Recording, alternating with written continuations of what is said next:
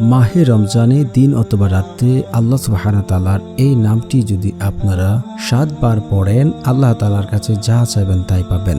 আপনার ধন সম্পদ দিন দিন বাড়তেই থাকবে। আপনি অল্প সময়ে ধনী হয়ে যাবেন। অল্প সময়ে আপনার জীবনের অভাব অনটন দূর হয়ে যাবে। অভাব অনটন দারিদ্রতা আপনাকে কখনোই গ্রাস করবে না। জীবনে কখনো অভাব অনটন আসবে না। আপনার মনে যত কঠিন আশাই থাকুক না কেন, তা মুহূর্তের মধ্যে পূর্ণ হয়ে যাবে এবং আপনার ঋণ থাকলে ঋণ পরিশোধ হয়ে যাবে। আপনি যা চাইবেন আল্লাহ তাআলার কাছে তাই পাবেন। তাই বলছি, না টেনে সম্পূর্ণ ভিডিও দেখার অনুরোধ রইল। আর যারা এখনো চ্যানেলটি সাবস্ক্রাইব করেননি, দয়া করে চ্যানেলটি সাবস্ক্রাইব করে পাশে থাকবেন।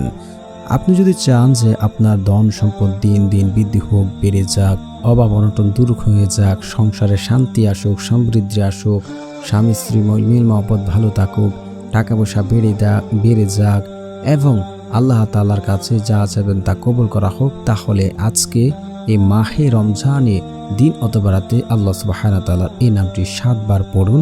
ফলাফল চোখেই দেখতে পারবেন। আল্লাহ সুবহানাহু ওয়া তাআলা পবিত্র কোরআনে বলেন, উদউনি আস্তাজিব লাকুম, তোমরা আমাকে ডাকো, আমি তোমাদের ডাকে সাড়া দেব। আল্লাহ তাআলা আরো বলেন, তোমরা আমার কাছে দোয়া করো, আমি তোমাদের দোয়া কবুল করব। আর আল্লাহ রাসূল সাল্লাল্লাহু আলাইহি ওয়াসাল্লাম বলেন, যখন কোনো বান্দা আল্লাহ তাআলার কাছে দু হাত তুলে দোয়া করে, আল্লাহ রাব্বুল আলামিন ওই বান্দার দোয়া কখনোই খালি হাতে ফেরত দেন না, কখনোই না।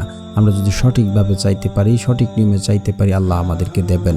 মাহে রমজানে দোয়া কবুল করা হয়। প্রত্যেক দিন প্রত্যেক ব্যক্তির একটি করে দোয়া আল্লাহ সুবহানাহু ওয়া তাআলা কবুল করে থাকেন।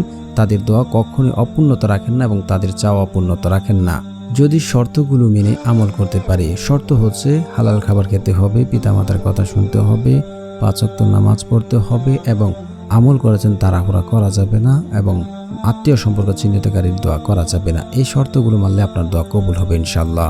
এখন কথা হচ্ছে কিভাবে আমলটি করবেন। আমলটি করার জন্য আপনাকে এখানে এবং বিশ্বাস রাখতে হবে, প্রবল বিশ্বাস রাখতে হবে যে দোয়া কবুল হবে, দোয়া কবুল হয়েছে, এমন বিশ্বাস রাখতে হবে।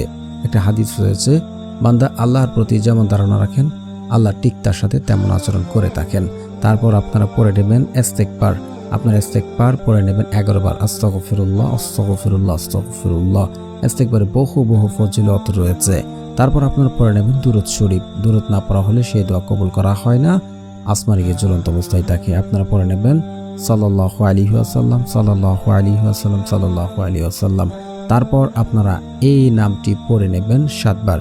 তো প্রিয় বন্ধুরা, যারা চ্যানেলটি সাবস্ক্রাইব করবেন তাদেরও মনের আশা পূর্ণ হবে ইনশাআল্লাহ। আল্লাহ সুবহানাহু ওয়া তাআলা সেই নামটি হচ্ছে ইয়া ওয়াহাবু ইয়া ওয়াহাবু ইয়া ওয়াহাবু। একই এবং বিশ্বাস রেখে আমলটি করুন, ফলাফল চোখেই দেখতে পারবেন ইনশাআল্লাহ। ইনশাআল্লাহ আজ পর্যন্ত আমল করে কেউ ব্যর্থ হয়নি।